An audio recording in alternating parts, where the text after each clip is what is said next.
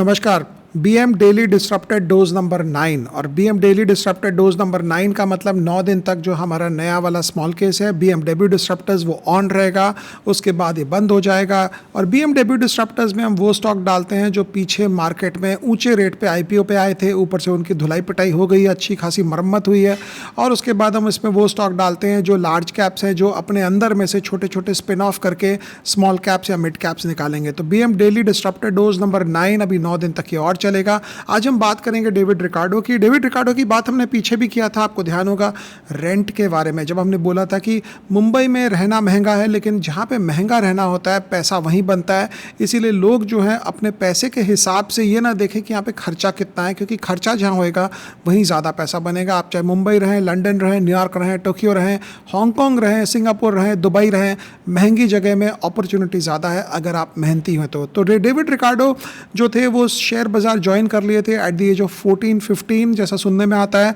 और इसलिए ज्वाइन किया था बिकॉज इनके फादर भी स्टॉक मार्केट में थे, तो लंदन स्टॉक एक्सचेंज में ये एंटर किए। और इनका सबसे बड़ा पैसा बना नेपोलियन वॉर्स के बीच में, क्योंकि ब्रिटिश गवर्नमेंट उस समय बहुत पैसा उठा रही थी बॉन्ड्स को बेचकर। और ये इनके पास एक खास एबिलिटी थी कि ये बॉन्ड्स को प्राइस इन कर लेते थे। ये देख लेते थे कि ये बॉन्ड जो है इसका कितना दाम होना चाहिए और कितना है, तो ये स्प्रेड करते थे अपना पोर्टफोलियो, डाइवर्सिफाइड रहते थे, जो हमारे म्यूचुअल फंड भैया लोग करते हैं वैसे ही एकदम फैला के अपना पोर्टफोलियो रखते थे।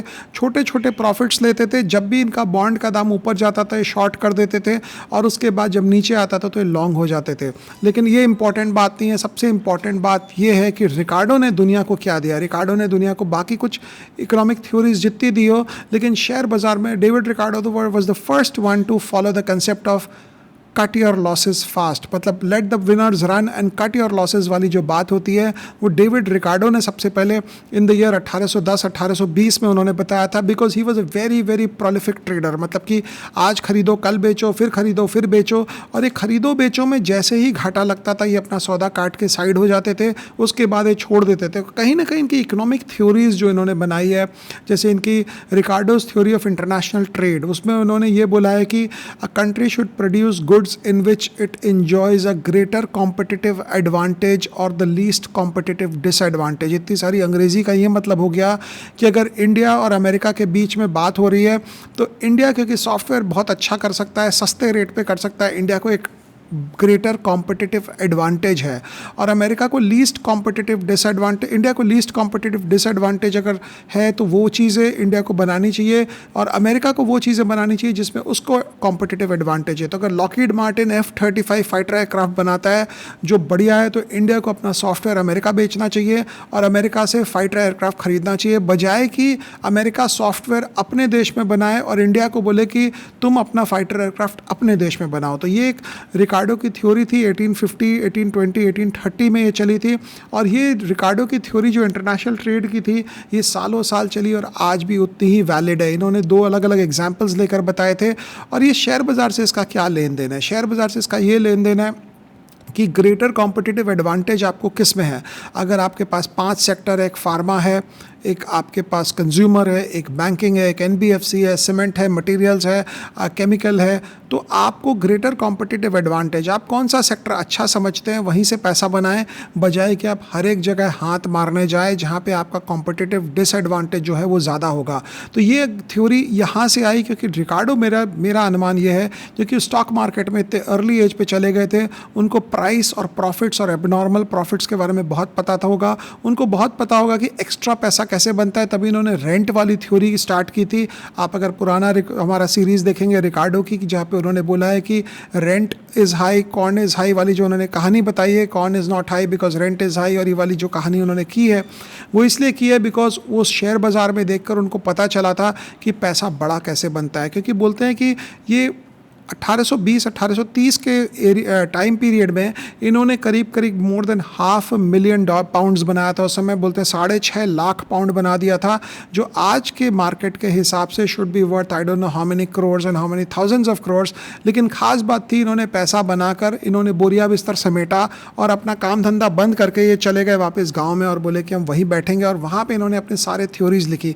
इनकी खास थ्योरी है लॉ ऑफ डिमिनिशिंग रिटर्न्स, जहाँ इन्होंने बोला है कि आप एक एरिया ऑफ लैंड में, अगर एक ज़मीन के ऊपर आप खेती करते जाएंगे तो ऐसा नहीं है कि जितने ज़्यादा ट्रैक्टर लगाओगे वहाँ पे या जितने ज़्यादा वहाँ पे आप फर्टिलाइज़र लगाओगे उसके हिसाब से वहाँ पे आपका आउटपुट बढ़ेगा। और इसको अगर मैं स्टॉक मार्केट में लाऊं तो इसका ये मतलब नहीं है कि इसका इनके हिसाब से ये मतलब नहीं है कि आप हर वक्त स्टॉक मार्केट में शेयर ही खरीदते रहें, एक ही सेक्टर में बैठे रहें। अगर वो सेक्टर का फ्लेवर ख़त्म हो गया है, अगर वो सेक्टर आउट ऑफ फेवर आ गया है तो वो सेक्टर से निकलें और वहाँ जाएं जहाँ पे आपको वो फेवर और फ्लेवर वाला सेक्टर नज़र आ रहा हो और जहाँ पे अर्निंग्स ग्रोथ आ रही हो। ये शेयर मार्केट का हमारा इसका रूपांतर है, जो ट्रांसलेशन है। बट रिकार्डो के हिसाब से law of diminishing returns apply करने लग जाता है। शुरू में लॉ ऑफ इंक्रीजिंग रिटर्न्स आता है, फिर पॉइंट ऑफ इन्फ्लेक्शन आता है, उसके बाद जो है एक्स्ट्रा मार्जिनल यूटिलिटी जिसको हम बोलते हैं कि एक्स्ट्रा पैसा आप लगाते हैं उससे ज़रूरी नहीं है कि आपकी रिटर्न्स बनती है। ये लैंड के बारे में बोल रहे थे, लेकिन मेरे को लगता है कि ये लैंड नहीं है, शेयर मार्केट में भी इक्वली एप्लीकेबल है कि ऐसा नहीं होगा कि अगर कोई स्टॉक घटना शुरू हुआ है और आप उसमें और पैसा लगा कर आप अपना एवरेज नीचे कर रहे हैं तो वापस जब दाम बढ़ेगा तो आपको वो बेल आउट कर देगा। नॉर्मली हमने देखा है कि जब भी आदमी एवरेज आउट करने जाता है, स्टॉक्स को ऊपर के दाम के शेयर लिए हुए नीचे खरीदने की चेष्टा करता है, लास्ट में फंस जाता है, क्योंकि एवरेज आउट आप एक ही लेवल तक कर सकते हैं।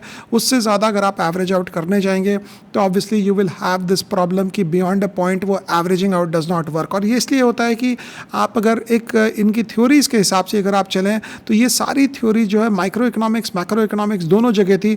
नाम लॉर्ड केन्स का बहुत हुआ, जॉन माइनार्ड केन्स का, लेकिन मुझे लगता है जो इनिशियल जो डेविड रिकार्डो ने सिखाया दुनिया को कि कट योर लॉसेस फास्ट, मतलब let the profits run and cut your losses, वो 1820-1830 में एक बहुत ही नॉवल आइडिया होती होगी।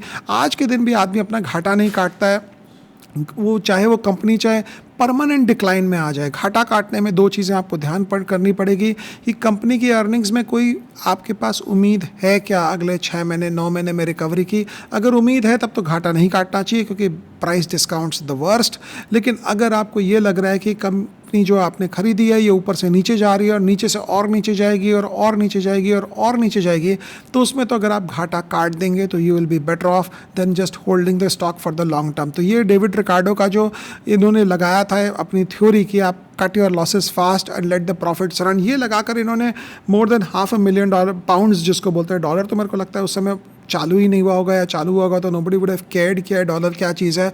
वहाँ पे इन्होंने पैसे कमाए और उसके बाद ही रिटायर्ड बैक। और ख़ास बात जो मुझे लगी which really struck me hard was कि यार आदमी पैसा बनाकर सब कुछ साइड रख के बैठ गया अपने लेख लिखने में और अपनी इकोनॉमिक्स लिखने में। और अगर वो थ्योरी नहीं लिखते और थोड़ा पैसा और बनाते तो शायद उनके पैसे तो ख़त्म हो जाते 200-300 साल में कमिंग जनरेशन्स में, लेकिन उनकी थ्योरी जो है दुनिया को कभी पता नहीं चलती। तो कोई भी आदमी कोई भी कुछ अच्छा काम कर रहा हो तो उसका एक प्रेरोगेटिव होता है ऑब्वियसली कि वो शेयर करे या ना करे, लेकिन कहीं पे भी होता है उसका लेख लिखना चाहिए, उसको डॉक्यूमेंट करना चाहिए। आप चाहे बुक ही बनाएं, महंगा बेचें, सस्ता बेचें, कुछ भी करें, हाँ मैं अपनी बात कर रहा हूँ, तो लेकिन कुछ तो करो, कम से कम डॉक्यूमेंट तो करो। अगर आपके पास कोई एक विनिंग फार्मूला आया है तो। बट जैसे मैंने पीछे भी बोला, हमारे यहाँ पे लोग फार्मूला अपना शेयर नहीं करते हैं। और David Ricardo is one of the striking examples, जो शायद वो अगर $500,000 बनाकर छोड़ दिया, अगर वो पूरा काम करते तो शायद $10 मिलियन भी बना लेते, बिकॉज उस समय $500,000 वॉज अ ह्यूज अमाउंट। और वो बॉन्ड्स को शॉर्ट और लॉन्ग करते थे और उस समय उनके पास एक एडेड एडवांटेज था कि वो जो हिसाब से कैलकुलेशन करते थे और कोई नहीं कर पाता था कि यार इस बॉन्ड का दाम क्या होगा। कॉन्सोल बोलते थे बॉन्ड को, अगर आपको भी सर्च वर्च करोगे तो आपको कॉन्सोल वर्ड यूज़ होगा, CONSOL, it doesn't mean consolidated. उस समय जो ब्रिटिश गवर्नमेंट की जो बॉन्ड्स होती थी, जो सॉवरेन बॉन्ड्स होती थी, उसको कॉन्सोल बोलते थे। तो यहीं तक रखते हैं, फिर मुलाकात होगी आपसे कल सुबह।